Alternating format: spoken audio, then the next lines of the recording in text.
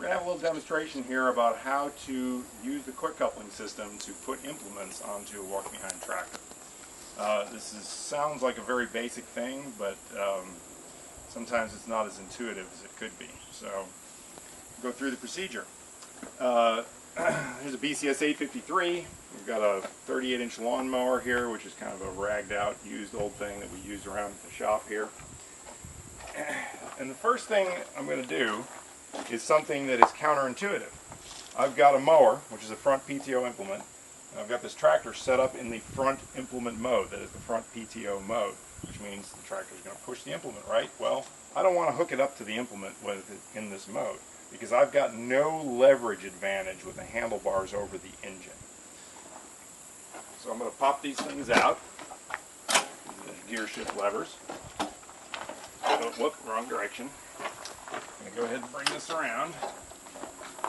Like I was going to put a rear PTO implement on it, such as a tiller.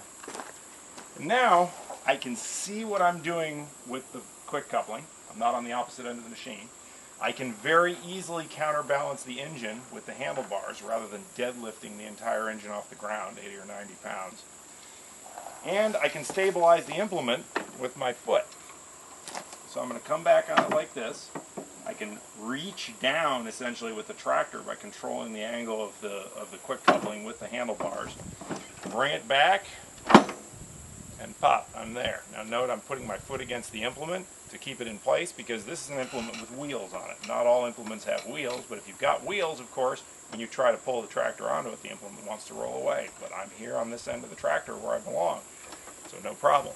I go back to the quick coupling. I want to flip the locking pin down. I want to make sure that the center pin drops fully into the hole so that there's essentially no slop. This is good. This is essentially no slop. Now if that pin comes down a certain amount and say there's this much slop in it here, the pin has not fully dropped into the hole in the implement flange because of a misalignment issue. So if it's not dropping all the way down, you simply wiggle the tractor handlebars a little bit, maybe rotate the implement a little bit and get it to drop all the way down so it's firmly locked into the quick coupling. Now, I'm going to go ahead and turn the handlebars back around, of course, because I want to mow. I don't want to mow my feet off. So the effort and time it took to turn around the handlebars was well worth it in terms of getting that implement on there much more easily. Okay, so now I've finished mowing my lawn. It was real fast. I'm going to put a soil working implement on here. So I'm going to turn these handlebars back around. I'm going to hit the quick release.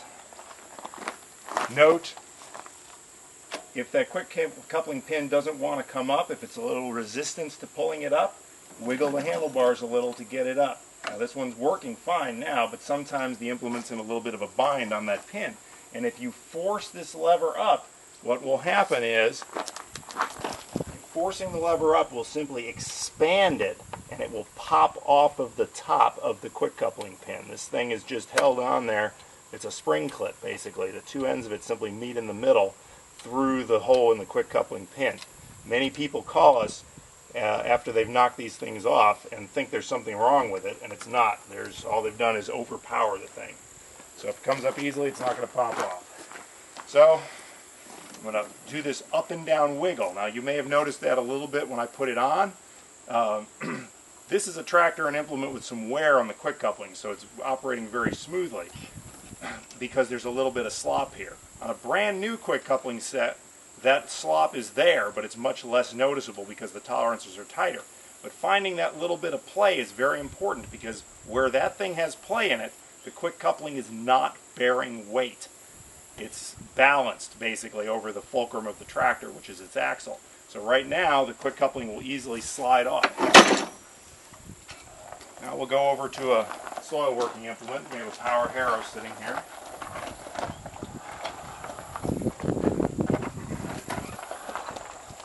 Now, the angle that the implement's sitting at is important. You can change a certain amount of that by just leveraging the tractor around.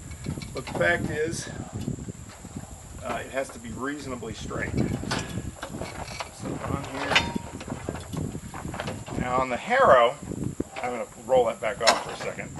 The harrow, this flange actually rotates. So therefore the locking hole rotates with it. And if that locking hole isn't right in the center where that pin's going to drop, of course you're not going to get the pin to drop. So I'm going to do my best to align that straight up and down before I back onto there to make my life a little easier.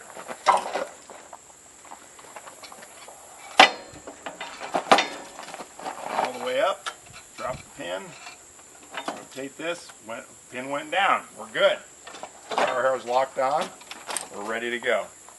Now of course when I'm harrowing, I'm going to raise up this mesh roller in the back so the harrow sinks into the ground. And when I'm going to come back to the barn, I'm going to push this mesh roller all the way down to hold the harrow tines up off the ground for transport so that the harrow tines don't drag on the ground, and I can now transport it on the mesh roller in the back. Well, guess what? You get back to the barn, you decide, okay, I'm going to take this implement off now. You raise the pin, and it doesn't want to come off the quick coupling so easily. Why? Because the weight of this 160-pound harrow is resting on the quick coupling and the mesh roller. It's leaning on that quick coupling. It doesn't want to come off. You got to think in terms of physics. Where is the weight? Where is the leverage? I want to raise this mesh roller up off the ground to set this harrow right down on the ground. So the weight of the harrow is resting directly down on the ground. Now I've got a little bit of slop in the quick coupling, and it comes off.